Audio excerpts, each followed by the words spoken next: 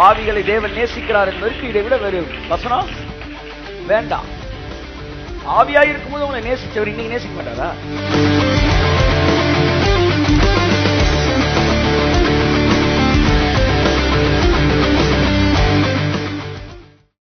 எல்லாம் நல்லாதாங்க நடக்கும்.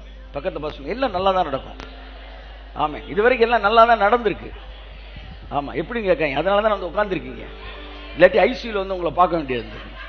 இன்னைக்கு வந்து இங்க உட்கார்ந்து இருக்கிறீங்கன்னா தேவன் இருக்கிறார். ஆமென். அவர் ஜீவிக்கிறார். ஆகையால் நானும் ஜீவிக்கிறேன். நான் ஜீவிக்கிறதே அவர் உயிரோடு இருக்கிறார் என்று அர்த்தம். எத்தனை எதிரிகள் வந்தார்கள், எத்தனை பிரச்சனைகள் வந்தது, எவ்வளவு மதியீனமான காரியங்களை நாம் செய்திருக்கிறோம். எல்லாவற்றையும் தாண்டி இன்றைக்கு நீங்களும் நானும் நிற்கிறோம் அல்ல, ஜெயித்துக் கொண்டிருக்கிறோம் என்றால், உயர்த்தப்பட்டுக் கொண்டிருக்கிறோம் என்றால், நம்மை உருவாக்கின தேவன் ஒருவர் நமக்கா இருக்கிறார், வேலை செய்கிறார் என்று அர்த்தம். இதுவரை நடத்தின தேவன் இனிமேலும் நடத்துவார், இனிமேலும் நடத்துவார். ஆகையால் கவலையோடு கூட யார் இருக்க வேண்டிய அவசியம் இல்லை. நம்ம ஒருவருக்கும் ஒரு தூரமானவர் அல்ல. ஆமென். நம்மை வெறுக்கிற தேவன் அல்ல, நம்மை நேசிக்கிற தேவன். நம்மை நேசிக்கிற தேவன் நமக்கா இருக்கிறார். அதனால கர்த்தர் வந்து நாம் பாவிகளாய் இருக்கும் போது தேவன் நம்ம மீது என்ன செய்தானா சொல்லுங்களேன்? அன்பு கூர்ந்தார்.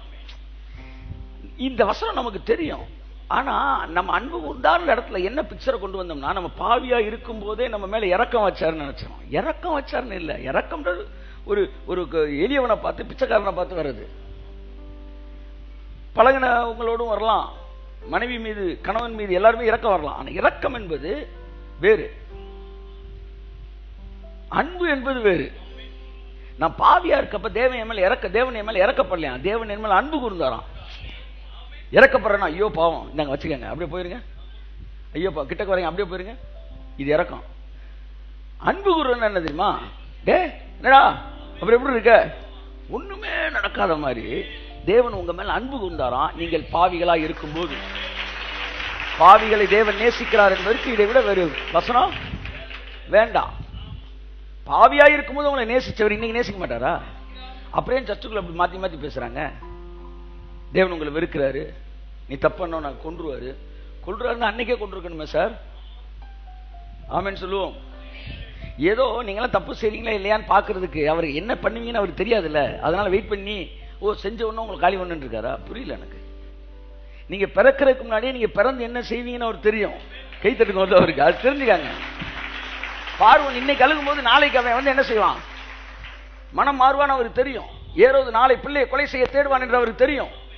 யூதாஸ் நாளை அவரை காட்டிக் கொடுப்பான் என்று தெரியும். பேதுரு அவரை மறுதலிப்பான் என்று தெரியும். நீங்கள் இன்றைக்கு ஒருவேளை பரிசுத்தவான்களா இருக்கலாம். உங்கள் நாளைய நாட்களில் நடக்க போகிற எதிர்மறையான ஒருவேளை காரியங்கள் நீங்கள் கடவுளுக்கு பிடிக்காத செய்வீர்கள் என்றாலும் அதையும் தேவன் அறிந்துதான் இன்று உங்களை நேசித்துக் கொண்டிருக்கிறார். கையத்தட்டே. That is what divine love. எவ்வளோ பெரிய தேவன்.